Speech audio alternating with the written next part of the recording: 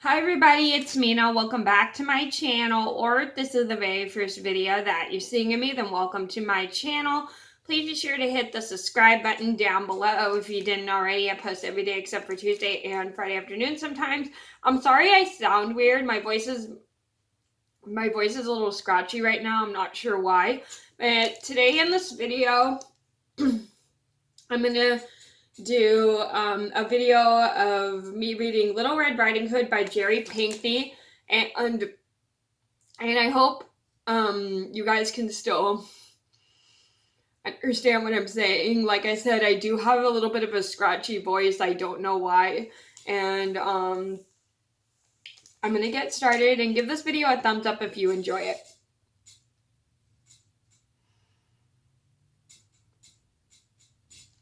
In a small cottage there lived a sweet little girl and her dear mother, who once made for her daughter a lovely Red Riding Hood. The child cherished it and wore it everywhere, so that all in the village affectionately called her Little Red Riding Hood. One day, Mother cooked some delicious chicken soup and raisin muffins. "Your grandmother is not well today," she told her daughter as she packed the warm treats. "Go see her in see how she is faring." Faring, I think that's how you say it, sorry. "Mind you, little miss," she instructed, "be certain to go straight there."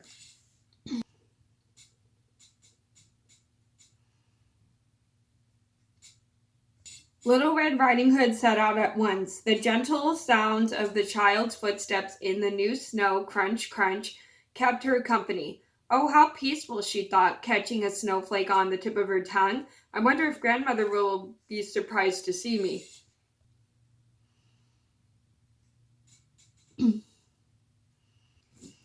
By and by, Little Red Riding Hood met a sly wolf. The wolf, who was always hungry, had a mind to eat her up at once.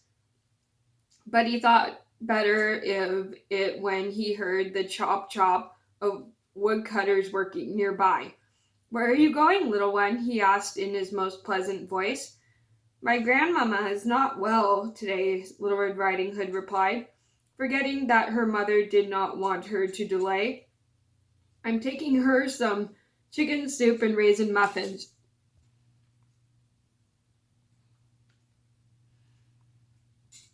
The clever creature smiled. "Does she live far from here?" he asked. "No," said Little Red Riding Hood, "just behind the mill across the pond next to the big oak tree."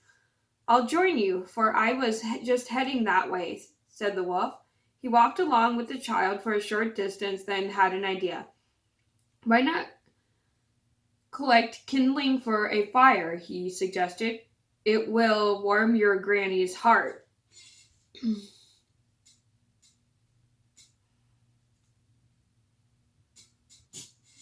"That's a wonderful idea," said the child. "Look, the snow has brought down many small branches. They will make a good fire." Little Red Riding Hood gathered as many twigs as she could carry, tying the bundle with the ribbon that had fastened grandmother's basket.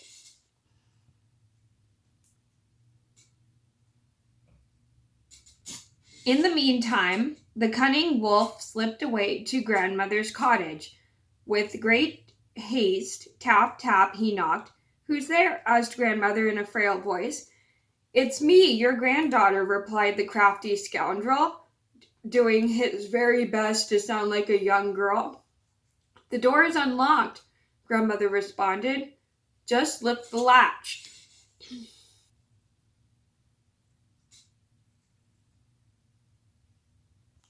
Once inside, the wolf leaped upon the startled woman and gobbled her down whole. Then he shut the door and dressed himself in one of grandmother's nightgowns. After struggling to get her cap down over his ears, the wolf, who was still quite hungry, settled into the bed to wait for his next meal.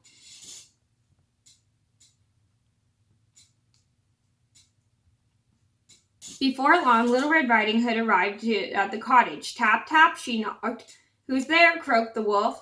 The girl was startled by the hoarseness of grandmother's voice. "It's me, your granddaughter," she responded. "I've brought you soup and Mama's special raisin muffins, and I've found kindling to start a fire. Soon you'll feel just like yourself again." "Just lift the latch and come on in," the voice invited her. "I can't wait to see how much you've grown."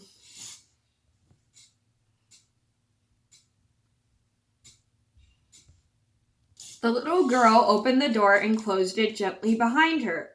The wolf lay in bed with the sheets right up to his whiskers, and grandmother's nightcap pulled as low as he could manage. "Put your basket on the chair and come closer," he said, as sweetly as he could. "You're a head taller since I last saw you." Little Red Riding Hood, anxious about grandmother's poor health, went right to her bedside.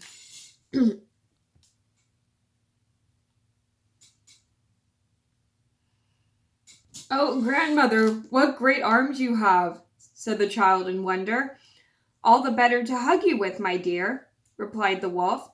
"Oh, grandmamma," I meant to say grandmama, not grandmother, sorry. "Oh, grandmamma, what great arms you have," said the child in wonder.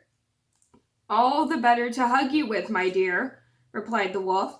"Oh, grandmamma, what great ears you have," she remarked.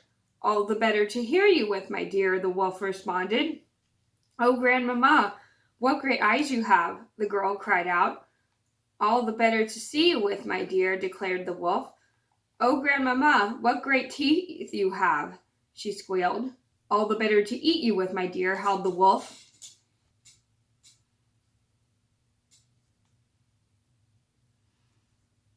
With those awful words, the wolf leaped from right under the covers, sprang upon Little Red Riding Hood, and swallowed her whole.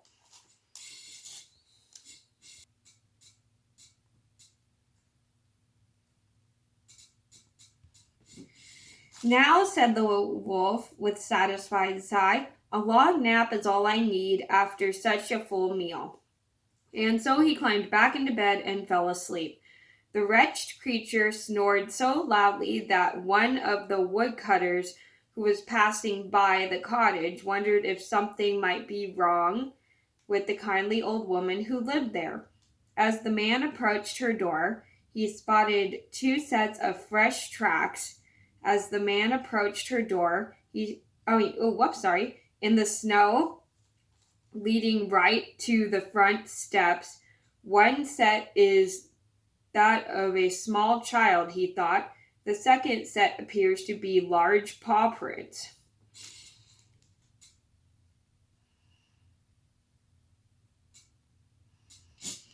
The woodcutter cautiously entered the cottage and made his way toward a noise that rumbled so deeply that it caused the china in the cupboard to rattle. "Aha," he thought when he found a wolf with a very large belly in a deep sleep. Then, the man's great surprise, its belly stirred.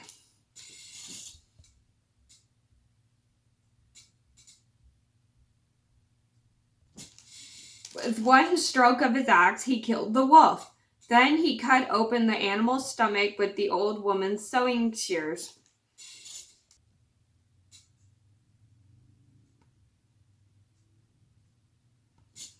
Out jumped Little Red Riding Hood with a smile as bright as fresh snow.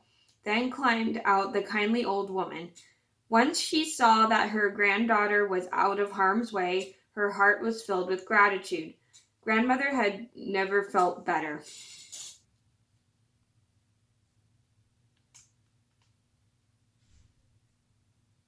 Later, after the woodcutter had buried the wicked wolf in the deep forest, he returned to warm himself by the fireplace where grandmother had started a fire with Little Red Riding Hood's kindling.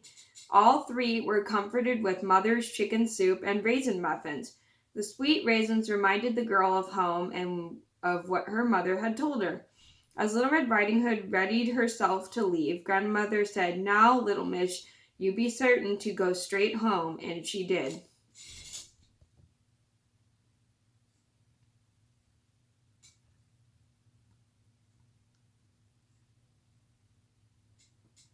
Okay, so that was me reading Little Red Riding Hood version 2. I hope you guys enjoyed the video. Thank you so much for watching.